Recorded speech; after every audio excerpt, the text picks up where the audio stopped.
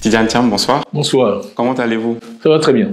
Alors, on est très content de vous retrouver sur ce plateau de 20h25. Très heureux de vous revoir aussi. Alors, on a assisté récemment à une alliance, une coalition pour certains, un front commun, donc entre deux partis importants de la Côte d'Ivoire. Alors, est-ce qu'aujourd'hui, on peut en savoir un peu plus? Oui, c'est important. En fait, c'était le 19 juin dernier et franchement, c'était une belle journée pour nous, pour tous les démocrates ivoiriens. Parce que ce qu'on a vu ce jour-là est sans précédent. Vous avez vu qu'on a annoncé une alliance et donc un front commun, en fait, la mise en place d'un front commun entre le PPACI et le PDCI-RDA, qui sont deux des partis les plus importants de Côte d'Ivoire, tous les deux représentés à l'Assemblée nationale, vraiment significatifs. Et par ailleurs, vous avez vu que CAPCI, dont je suis le coordinateur, la Coalition pour l'alternance pacifique en Côte d'Ivoire, le lendemain, a produit un communiqué soutenant le front commun. Donc en fait, ce qu'il faut comprendre, c'est que c'est un dispositif à deux volets. L'opposition est unie. Le point fondamental, c'est que l'opposition est désormais unie face au pouvoir, avec deux sensibilités, ou deux branches si vous voulez, le front commun avec le PPACI et le PDCI-RDA, et d'un autre côté, CAPCI, avec le PDCI-RDA, le COGEP, le FPI, le MGC de Madame Gbagbo et beaucoup d'autres partis, tous unis pour un changement de régime et une alternance pacifique en Côte d'Ivoire. Vous savez que j'aime bien l'expression « il faut pas prendre les Ivoiriens pour des idiots ». Il faut pas prendre les Ivoiriens pour des idiots, ils sont capables de s'unir quand il le faut. Alors très bien, mais aujourd'hui du coup, on a longtemps entendu justement des gens dire en fait ils partent au combat, ils sont dispersés, etc. Est-ce qu'aujourd'hui ce front commun pour vous est vraiment la note qui va démontrer qu'aujourd'hui on a une opposition qui est forte en Côte d'Ivoire? Ça montre la gravité de la situation, parce que c'est un secret pour personne que les différents partis dans ces regroupements ont des idéologies différentes. Ouais. Mais il s'agit du pays, il s'agit de sauver la Côte d'Ivoire, de mettre la Côte d'Ivoire dans le camp des démocraties en Afrique. Et si vous regardez la sous-région, tous les pays où on a résisté à l'alternance, que ce soit en Guinée, que ce soit au Mali, que ce soit au Burkina Faso, dans Alpha Condé, dans Ibeka, et donc Compaoré. Vous avez vu la situation aujourd'hui, les difficultés devant lesquelles ils sont, ou au Niger. Les pays qui sont stables sont ceux où on a vu une alternance démocratique. Le Sénégal, le Ghana, le Libéria. D'ailleurs, vous m'avez entendu citer ce classement des démocraties dans le monde. À plusieurs reprises, oui. Où donc nous sommes 107e. Moi, je n'aime pas que mon pays soit 107e. Le Ghana est 50e, le Sénégal 69e, le Libéria 78e. Tous considérés comme des démocraties. Nous sommes classés dans les autocraties. Les autocraties, je cite librement, mais ce sont les régimes qui font un usage stratégique des institutions judiciaires pour marginaliser les opposants. Est-ce que ça vous paraît ressembler à ce que nous avons vécu en Côte d'Ivoire depuis quelques années? Usage stratégique des institutions judiciaires pour marginaliser les opposants. Tidiane Thiam, dans cette même veine, je dirais que vous faites l'actualité depuis plusieurs mois. Mais en fait, malgré vous, mais on entend de plus en plus d'injures à l'encontre de votre personne. On a vu la remise en cause de votre nationalité pour quelqu'un qui est considéré comme le petit-fils d'Oufoué. Aujourd'hui, comment vous vivez tout ça? Ce qui m'étonne, et ça c'est plus, je dirais ça sur le ton de l'amusement, c'est qu'il y a des personnalités au sein du RNDP que je connais, avec qui j'ai travaillé, j'ai eu des réunions, que ce soit Feu Amadou Koulibaly, personnel qui a été mon adjoint, on a eu une très bonne relation de travail, Premier ministre Duncan à qui j'ai reporté pendant des années et des années, qui était mon patron, très bonne relation. Le vice-président Mélier, je l'ai connu aussi quand il était à la Banque centrale, on a fait des réunions. Patrick Hachi, nous avons travaillé, nous avons fait des projets ensemble. Adama Diawara, ministre d'enseignement supérieur, a été mon camarade de classe, en première et en terminale. Il a eu la gentillesse, le pauvre, de dire que je réussissais un peu mieux en maths que lui, mais bon, c'est une saine concurrence entre nous deux. Lui aussi est un très bon mathématicien. Enfin, tout ça pour dire qu'il y a des gens dans ce camp-là qui me connaissent, et on ne les entend pas m'injurier ni m'insulter. Les injures viennent de, je cherche un mot poli pour les caractériser, mais peut-être un quatuor, principalement, de gens qui m'injurient quotidiennement depuis des mois. Alors, ce qui est drôle dans la situation, c'est que ce sont des gens, je dis, il faut que les Ivoiriens sachent quand même quelque chose, qui sont des faits, qu'ils demandent à ces gens où et quand ils m'ont rencontré. J'ai du mal à concevoir qu'on parle avec autant de hargne, de violence, de certitude, de quelqu'un qu'on n'a jamais rencontré, à part à la télévision. Enfin, il faut être sérieux. Donc, si vous voulez, si on me demandait qu'est-ce que ça me fait, pas grand-chose, je suis un peu triste pour eux. Moi, je parle pas de gens que je ne connais pas. C'est un peu une règle de vie. C'est quelque chose que j'évite, et je pense que certains seraient bien inspirés de faire pareil. Donc, je veux pas me mettre en colère. Tout ça, c'est un spectacle assez indigne qu'on donne de notre pays, et l'image de notre pays, et ça me chagrine. Parce que moi, quel que soit le gouvernement en place, je souhaite que mon pays fasse bonne figure. Vous m'avez vu aller soutenir l'équipe de Côte d'Ivoire, alors que je savais très bien qu'une victoire serait exploitée politiquement. Je suis allé soutenir, parce que c'est mon équipe. Quand la Côte d'Ivoire gagne, la Côte d'Ivoire gagne. Quand la Côte d'Ivoire perd, la Côte d'Ivoire perd. Moi, je ne me réjouirai jamais que la Côte d'Ivoire ait perdu. Donc, je trouve que quand des ministres, des hauts responsables tiennent des propos que je considère sans fondement et indignes, et c'est à la longueur de journée à injurier quelqu'un qu'ils n'ont jamais rencontré, je trouve cela indigne. Tidjane Thiam, à l'orée d'octobre 2025, on sent un climat de crispation, un véritable sentiment de peur aujourd'hui en Côte d'Ivoire. Certains pensent qu'on est en train d'aller tout droit vers le pire. Aujourd'hui, qu'est-ce que vous avez à dire de toute cette situation et de tout ce climat qui est créé? Bon, d'abord, c'est des situations qui ont été étudiées dans notre contexte. Déjà, en Côte d'Ivoire, on a eu des problèmes dans le passé et dans d'autres pays africains. Il est clair que la violence verbale est une des choses, un des catalyseurs de ce genre de crise.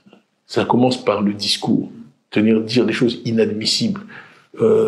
Parce que je m'appelle Thiam, mettre en doute ma nationalité sur la base d'un patronyme. Personne ne choisit son patronyme. Moi, je suis très fier du mien. Mon père a servi la Côte d'Ivoire toute sa vie, jusqu'à sa mort. Et bon, donc on peut venir de partout et être... Les violences verbales que j'ai condamnées tout à l'heure sont à proscrire. Maintenant, il y a aussi le problème de la violence physique. Et ça, c'est ce qui préoccupe beaucoup d'Ivoiriens. 2025 n'est pas 2011. 2025 n'est pas 2011. Donc nous espérons que, quelles que soient les tensions politiques qui existent, tout cela puisse être résolu de façon pacifique, sans violence. Et comme on dit, il vaut mieux prévenir que guérir. Je veux simplement attirer l'attention sur le fait que ceux qui pensent qu'ils vont essayer de se sortir de la situation actuelle par la violence se trompent. Tidjane Thiam, mais est-ce qu'aujourd'hui, face à toutes ces choses, ces situations qu'on peut qualifier même d'intimidation, on a vu aussi beaucoup d'arrestations. Est-ce qu'aujourd'hui, le peuple ivoirien peut se sentir rassuré de se dire que c'est encore possible?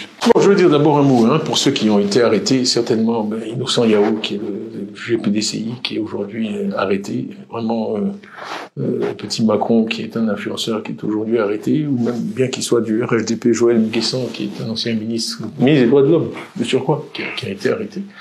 Pas de lien particulier avec nous, je ne le connais pas. Je ne vais pas faire ce que je reprochais aux autres tout à l'heure, je ne le connais pas. Mais je vois ce qui se passe et ça me chagrine. Pour moi, c'est toujours malheureux que des gens soient arrêtés pour des délits d'opinion. Puis il y a une atmosphère un peu délétère. Vous savez que ma directrice du protocole, moi je suis toujours en train de la promotion des femmes, c'est une femme, pour la première fois, Reine Comenance, elle a été menacée, son fils a été menacé. Mon directeur adjoint du protocole également a été menacé. Ils ont porté plainte tous les deux. On les encourage à utiliser la justice et les institutions, ils ont porté plainte tous les deux. Mais tout ça n'est pas très heureux. On m'a expliqué, on m'a informé aujourd'hui, je crois que la Côte d'Ivoire est le 3e pays en termes de demande d'asile politique maintenant en France. Et ça me chagrine. On veut nous dire que nous vivons dans une espèce de paradis. C'est rare que les gens s'échappent du paradis sur des radeaux. Parce qu'on me dit aussi que sur les radeaux qui traversent la Méditerranée, il y a beaucoup d'Ivoiriens. Ce serait une attitude étrange de s'enfuir de la sorte d'un paradis terrestre. Donc je crois que tout ça, c'est malheureux. On doit avoir plus d'ambition que ça pour notre pays, pour la Côte d'Ivoire. Nous ne pouvons pas apparaître dans ce genre de classement. Et le peuple ivoirien, la Côte d'Ivoire a suffisamment de ressources. Le peuple ivoirien a en lui suffisamment de ressources et de talents pour que, gouverner différemment, notre pays ne soit plus confronté à ce genre de problème. En tout cas, c'est mon vœu, mon souhait, c'est que tout ce que nous vivons soit un peu une crise de croissance qui va amener la Côte d'Ivoire à la vraie démocratie, à l'entente entre tous les Ivoiriens, et que toutes ces craintes qui sont alimentées par des vieux souvenirs de 2010-2011 ne se matérialisent pas aujourd'hui, et que les forces de l'ordre de 2025 montrent qu'elles sont dignes du XXIe siècle, dignes d'une démocratie, et qu'elles fassent honneur à l'Afrique, plutôt qu'on soit encore dans les informations avec à regretter des morts et du sang versé. Que Dieu nous garde de cela. Merci Tidjane Thiam. Le président Tidjane Thiam a parlé.